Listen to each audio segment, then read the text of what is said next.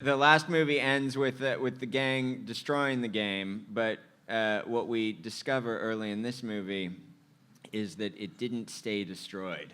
And Spencer, for some reason, some gravitational pull towards the game, had to go back and get it. And unbeknownst to his friends, he's been hanging on to it all this time. We were keenly aware of, obviously, the fortunate success that we had in the first one with Jumanji, and we wanted to raise the bar. We wanted to be better. We wanted to be bigger in some areas, but we also wanted to make sure that we were rooted in the foundation that really made the first one, I think, unique and appealing to everybody around the world, which was Hart. Very true. And we had this opportunity to introduce new characters, obviously Awkwafina's character, and also bring in the two Dannys that wound up really, this relationship that they had wound up anchoring our movie. So it was really, really, for us, just, what are you saying? I didn't say anything. I didn't say nothing to I'm you. just saying, I thought you said something. No. Jake was touching on it. We had sort of this gift at the end of the last movie, which was that the game was busted. And so, obviously, as DJ was just saying, we wanted to come back and capture the success and the chemistry and the comedy and the action of the first movie, but we wanted to, sorry, no pun intended, we wanted to take it to another level. And the fact that the game was busted actually gave us a certain amount of freedom to take that idea and to change it up and to kind of break the rules of the first movie and do something different. Yeah, and I think with that opportunity, we had such great success with the first movie. We were all based in Hawaii, but this one, in wanting to just make everything bigger, we expanded in terms of our production scale, what we want to do with our partners. We brought in a great new second unit director. You'll see, I'm sure you guys felt in the action with what Karen did, with what the guys were doing. And then on top of it, we went all over the place. So from first being in Hawaii, we were in Calgary, we were in New Mexico. We really just expanded the scope of the movie, and I think it really translated in a big way to a game that's broken and making sure it's giving our team a really hard time. Yeah. You want me to start? Go ahead, champ. Before I start, actually, I have a sheet of my, this is my Spanish, because I'm basically, I love Cabo, and I love coming to Mexico, and I love the people, and I just want to make sure that I, embrace where I am. So I just want to start off by saying, ¿están listos para Jumanji? Right? And I just want to say also, bienvenidos al evento de Jumanji el siguiente nivel. Okay. Wow. Now. I've been working. Wow. I'm really big on embracing the culture. No, listen, having the opportunity to portray legends is a big deal in general.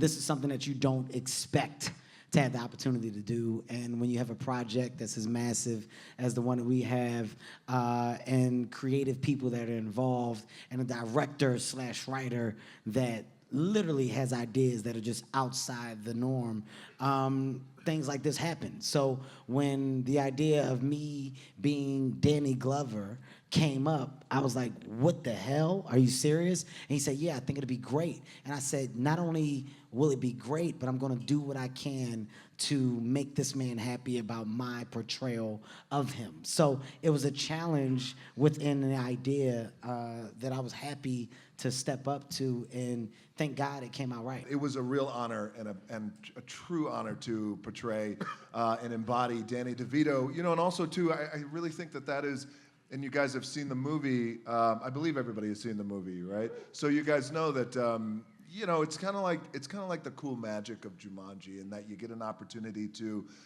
embody these other people, and really it becomes this limitless idea of maybe multiple Jumanji universes and multiple people. So the fact that Kevin and I had this, we admired these guys. All of us, by the way, have admired these guys. They're legends in our business.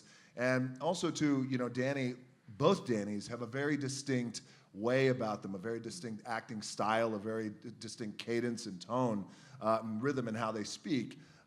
So it was a lot of fun for Kevin and I both. And I think the relationship between Kevin and I, outside of our real friendship, that kind of that you feel in the movie, was only made possible by the tone that our two Dannys set in the beginning of the movie. Very true.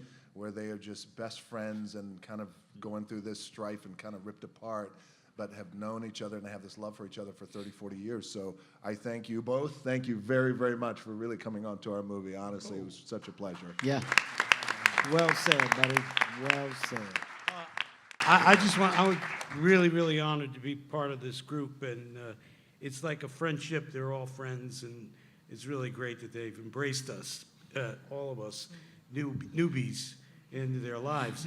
I don't know how you did me, though. What are you talking Well, about? you did a Oh, I great did. job. I know. I'm too old for this. No, no, I'm getting wrong part. I didn't want you to say. But it was funny. I mean, for me, sort of working with Danny number one, Danny number one, you know, and so it was a great, and to watch how they both incorporate DJ and also Kevin incorporate those kind of mannerisms that seem. You don't know when you're doing something that it becomes something other than what you're doing until somebody starts repeating you. You know,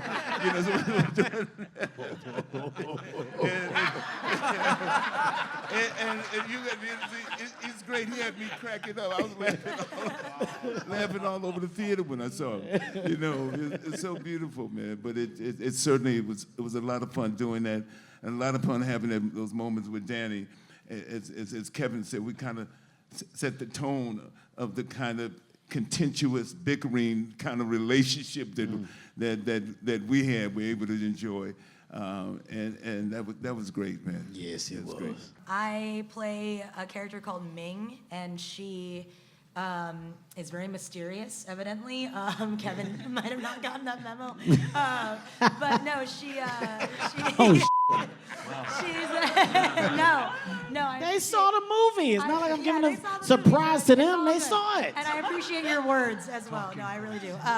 No, she's a cat burglar, and she's allergic to dander. So that's what I was told I could give away about the character. It was so much fun. I get nunchucks now.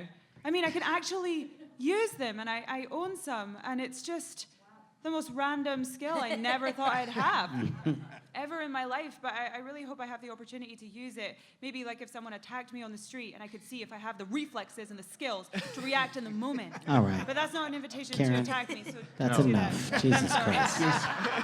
That's enough, Karen. I've been really aggressive. Karen's been on one lately. Yeah, like some- really just aggressive. Ever since I Something happened that we have yet to get to the bottom of with Yeah. Karen. And the Just angry and nunchucks ready are to her. fight.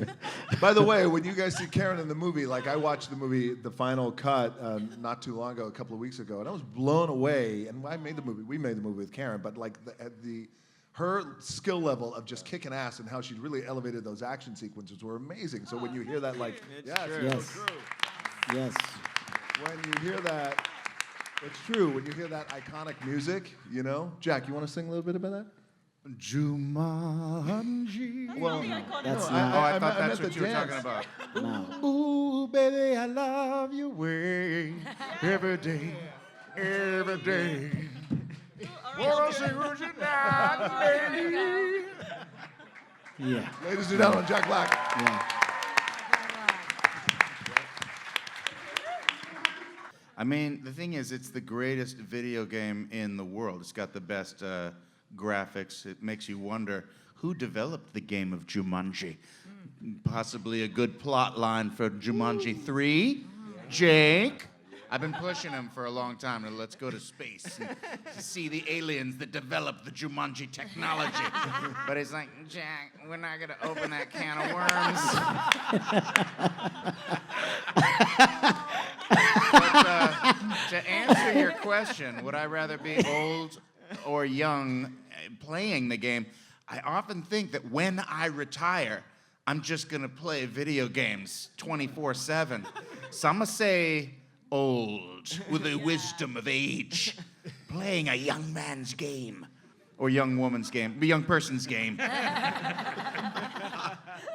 Who do I identify myself with most of all of the avatars? Of the ones that I play. Well, I had a ball playing my new character, inhabiting Sir Darius Blaine's character. Fridge was an awesome challenge.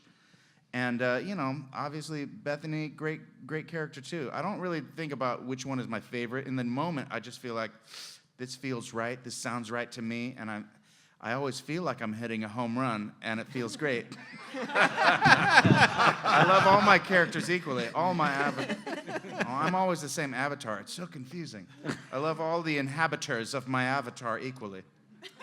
It's great fun working with these people. It's fun sitting here with them, and it's exactly as much fun working with them every day. They're just brilliantly funny, and all of them, to a body, just completely game. So we have, they're up for anything, we'll try anything.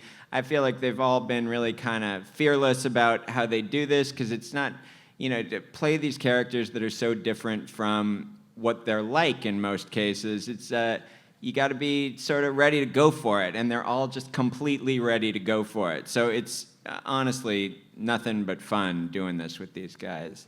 In terms of how we do it, we start talking about it before we start and keep talking about it the whole time, and they have great ideas that they bring every single day, and that becomes a big part of it, and we try and just sort of dial it in and find it, and then I try to keep track of what everybody else in the movie is doing, what the kids are doing in the beginning of the movie, what, in this case, Danny and Danny are doing in the beginning of the movie, so that we can kind of trace it through, and you'll feel like you're watching the same people. A shout out to our director and our leader, Jake, which I think is important to make. These are complicated movies. They're complicated movies with people playing a bunch of different parts. And he has all of that in his head, and runs the set with such an incredible touch, but with such clarity of what we're there to do and what the tone is and what the characters are about in that moment. And it's amazing to watch. And as producers, I mean, that's a dream when you have a filmmaker, and I'm sure as actors too, who is as sure-footed as our director. So I just wanted to give a shout out to Jake. Thanks, man. Very true. Yeah. Very True true. for saying it. Thank you. And I'm so sorry, before you ask your question, to point out, because we have been laughing and talking about this for such a long time, is since the inception of the first Jumanji, when we all first signed on to do this, that was 4 years ago. Jake has not stopped working on Jumanji. And so his life has been Jumanji for the past 4.5 years. Which I is live it really and breathe it. Yes. So, 4 years. Yeah. yes. But an incredible 4 years, and it's been a really pretty spectacular gift to be able to do this, and this team is just nothing but a joy.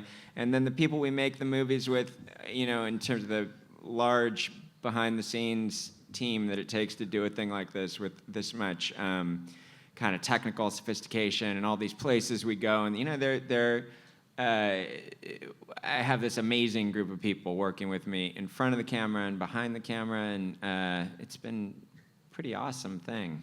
You need to be a guy that everybody is okay with trusting. That's right. That's what you need to be. You have to have a certain talent, and you have to have a certain skill for everybody to assume that everything you say is what it is. So from everybody that worked underneath him, we all had a high level of trust, which is why we came back to do the movie again. And in doing the movie again, it was more bells and whistles than it was the first time. But nobody questioned anything. Nobody had doubt because we had trust.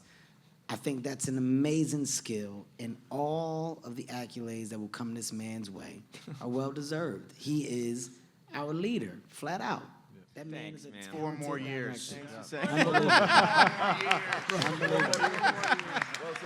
I think now's the moment you announce. Do it.